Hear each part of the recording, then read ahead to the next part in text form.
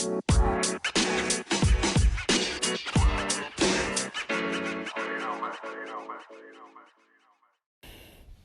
right, today we are talking about Adventism and devotionals. So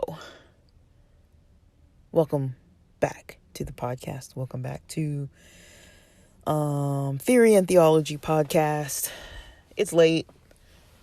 I almost forgot the name of the podcast. I started recording already and had forgotten what I was actually going to record.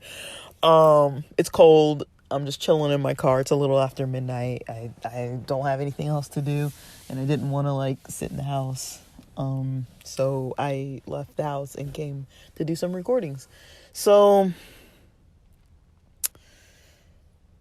for people who might not know what a devotional is, it's a kind of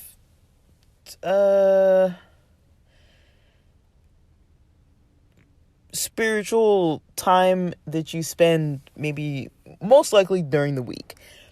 So for Adventists, you have the Sabbath, Friday sundown to Saturday sundown, and then there's the rest of the week. So typically any time outside of that, you can be working or taking classes or going to school or whatever, or studying. But during the Sabbath, you're usually not doing any of those types of things. You're usually doing church-related things or religious-related things or spiritual-related things or nature-related things or, fellowship, interacting, socializing with church members, eating, sleeping, napping, taking nature walks, volunteering, doing community service. But you're not going to work. You're not collecting a paycheck. Some people work and don't take the money. Some people work and put it as an offering. I'm talking about really traditional people. I mean, that's not super common. And especially nowadays, I don't really know that many traditional people. I was slightly traditional and religious kind of on my own just because I liked it. And this was mostly during college. I was pretty religious because I liked it. I enjoyed it. I liked the lifestyle I had set up for myself. I was still very involved in the church, and also I was still living at home with my folks, and so it was kind of easier to kind of just go with the flow of things because everyone I lived with was kind of on the same page about it. Most of the people I hung out with, the people I didn't go to church with, just because I didn't have weekend classes and stuff like that, it wasn't an issue, and I wasn't working a whole lot outside of studying a lot or in labs and stuff like that. That was usually during the week. But so I've described how the Adventist Church has different types of lesson plans that, some churches do the reviewing of the lesson of a specific topic at Sabbath school, which is either before or after the church service on Saturday.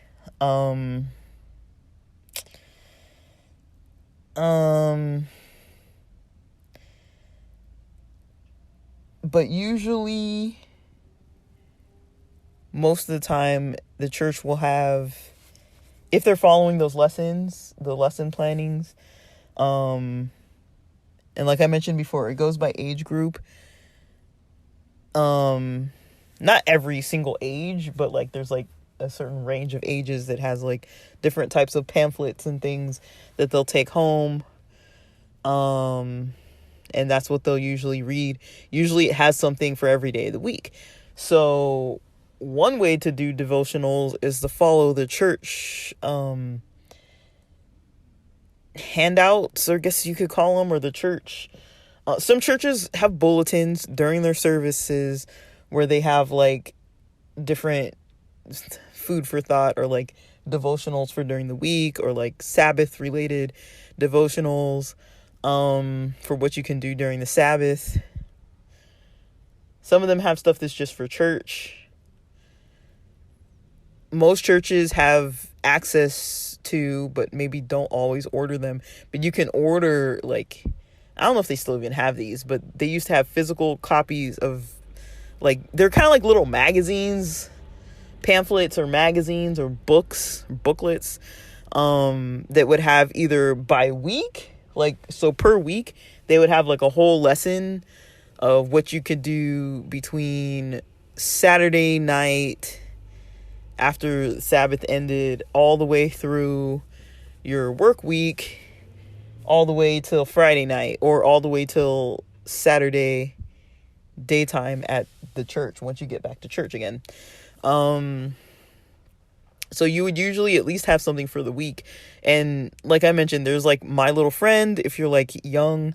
There was the Guide, there was Insight, there was Cornerstone, there's the Quarterly. I think there's different types of quarterlies when you're an adult. But yeah, they had these different lessons where you could do the lesson plan every day. And usually it was like a theme. So like, say if the topic for the week was like, you know, Jesus turning water into wine, that was his like first miracle. So Jesus turning the water into wine.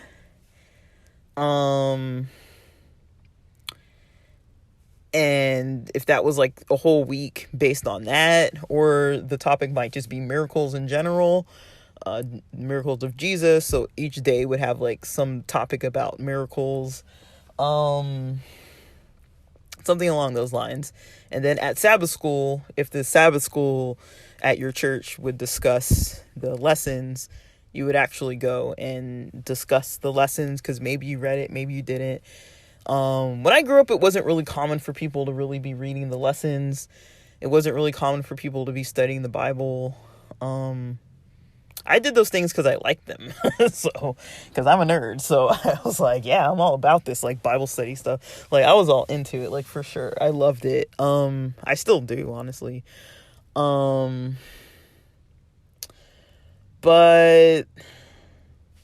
yeah, if you weren't doing that type of devotional, you might have like Chicken Soup for the Soul type of book.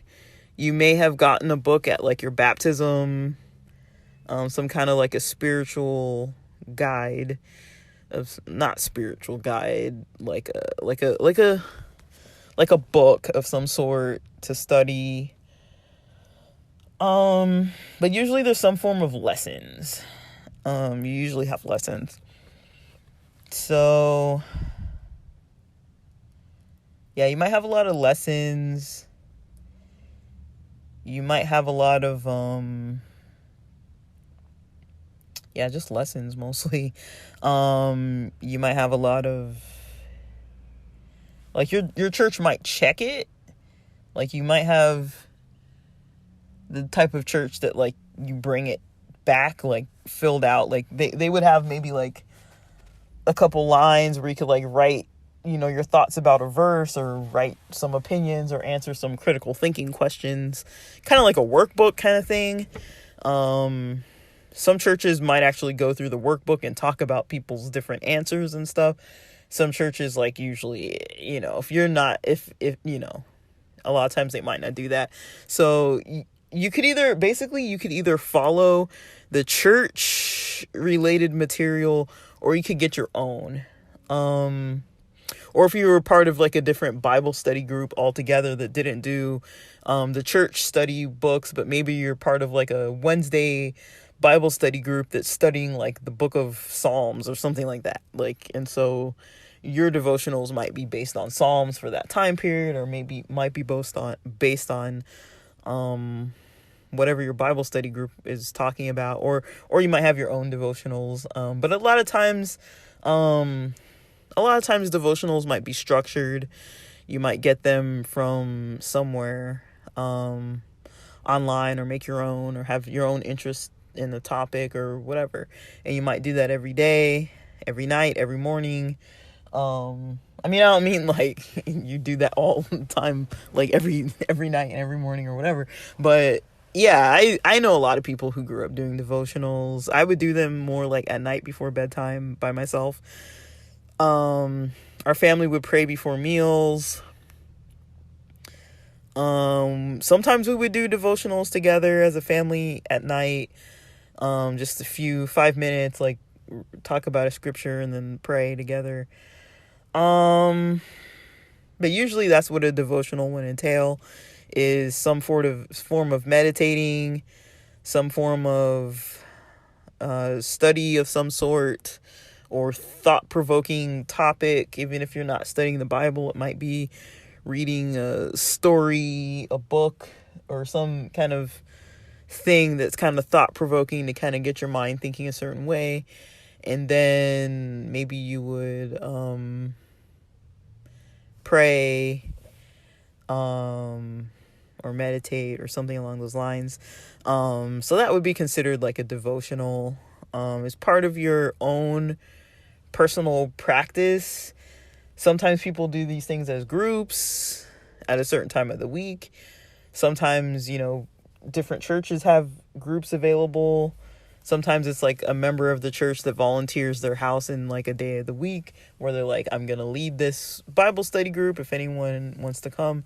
Like I used to go to a church where this family used to host a Bible study every Monday night in Garden Grove, and a few of us would show up to their house, and they'd always have like chow mein and like a big tray of chow mein and a big tray of like, I don't know what else. And there would be enough for us to take leftovers home, and like we would eat that. Yeah, we have these devotionals. I'm just laughing because I used to have this, I think it was a collegiate pastor who he started allowing us to come to his house after Sabbath, and we would like pick a movie to watch, and like he'd feed us pizzas.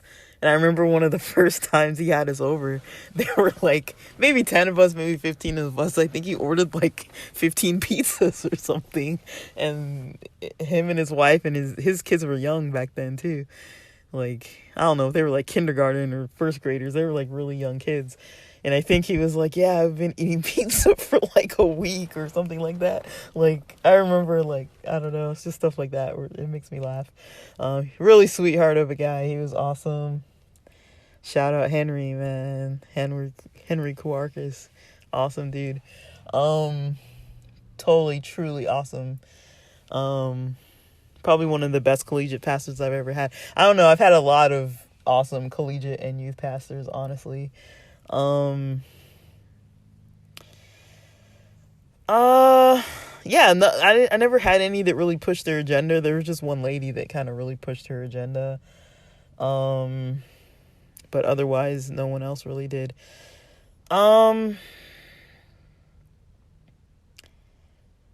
Yeah.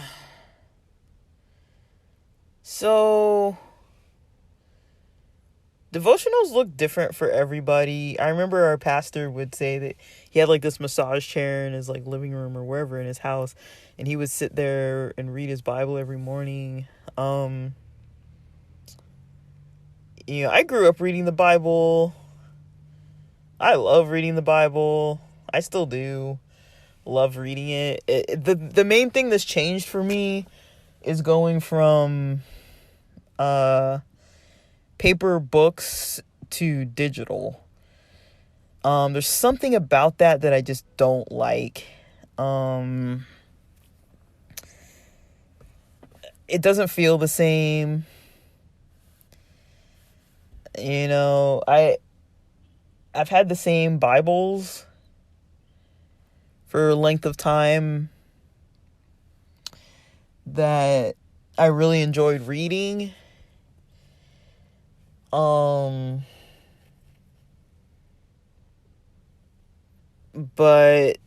I mean, I've had some Bibles for a really long time, honestly, but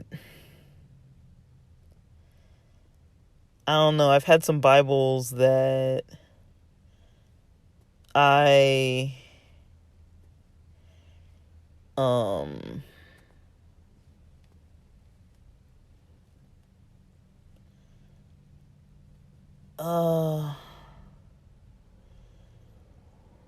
what was it? I've had some Bibles.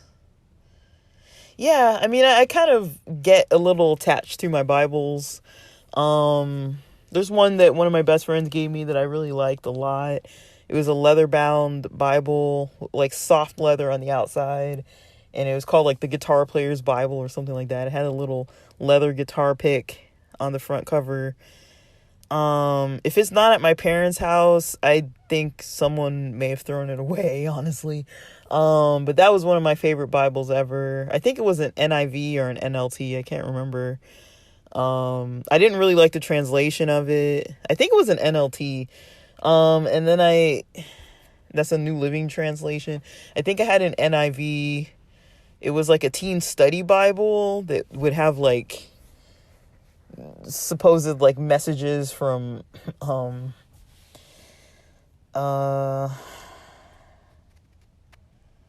like letters written to like dear author kind of thing. There was but I liked it. It was like colorful and looked like it had paint on the front of it and stuff. Mind you, this is like the 90s. I think around that time there was a Bible that came out. There was like it looked like a magazine because magazines were so popular back then. I have a New Testament that's in Hebrew. It's a hardcover that I got for free or through donation off some website or TV show or something. I can't remember.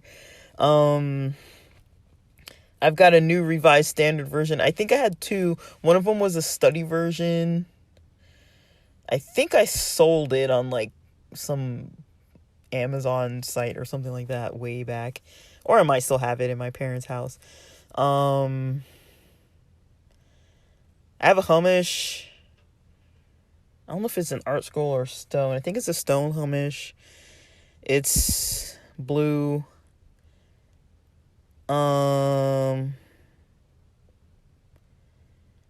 Yeah, it's just a Chumash. It's got Rashi. It's got the Hebrew and the English. It's got the trope cantillation marks in there. The ta'amim. If I study Parsha, I'll study it out of that.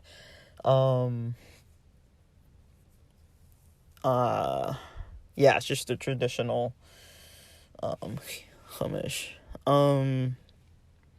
I have a King James Bible that I got from my grandmother when I was like, dude, I must have been like 10 years old or something, or going on 10 or somewhere along those lines, when she came and like stayed with us for like a month or something after we had visited her. I don't know if we had visited her for like the summer or something like that, and then she came and like came over to our house with us for like a month or something. And she slept in my room. Yeah, that Bible's got like pages missing from it. It was like one of the red letter Jesus words were in red letters, I think. Yeah, she gave me that King James Bible way back when I was a kid. And I think I've still got one of those little free ones, an orange one that I got in like high school. I've got a Torah, this I don't remember what version it is. It's all English and it's like red. One of my friends gave it to me for Christmas or a birthday. I think those are all the Bibles I have. I feel like I've got another one. I've got this other Bible. I don't know what translation it is, but it comes in a little like, it looks like a VCR, like a VHS tape. Remember how those VHS tapes would come out of you kind of slide it out of the like sleeve, but it wasn't like a cardboard sleeve. It was like a plastic sleeve. It's some kind of a Bible. I think it's only New Testament though. I can't remember. I don't know where I got it either, so that's kind of useless. But yeah, I think it's in my car somewhere, in my trunk. I don't know, but yeah, devotionals can come in all types. You can just make your own. You can make them up. You can just pray. But it's your time during the week to do spiritual related things. And yeah, it's just your own spiritual practice. Like, a lot of people do it. I was raised just knowing about it on my own. Doing it more on my own. But I did have examples. Like, I think my mom, I learned later, like, read the Bible often. That reminds me, I think I have a Mark Finley Bible. I don't know what version that is, but I think I have one of those Mark Finley Bibles. I don't know. I may have given some of these away because it wasn't that long ago that I gave away a bunch of my stuff, and that Bible may have been in there. I didn't like the version of that Bible, but it was free. It was weird. It was like floppy and kind of like cheap quality. And we used to laugh at it because the cover of it had, I don't know if it said Bible on it or what, but it wasn't centered. It was like towards the side somewhere. Like, it just looked kind of funny. But yeah, it was from like Mark Finley. It's like It Is Written. I think we got a Bible at that Revelation seminar or something. But yeah, so I'm cold. It's late. I need to get home. It's almost 12:30. Like past midnight, 12:30. So I need to go home and stop recording. I've been recording since like 9 p.m. because I just needed to get out of the house, and I was wide awake anyways, so I just left to do this and be a little productive and, not stay home and sit around just like watching YouTube. But yeah, this was fun to record. I hope it's helpful. I'm going to keep recording these probably throughout the weekend if I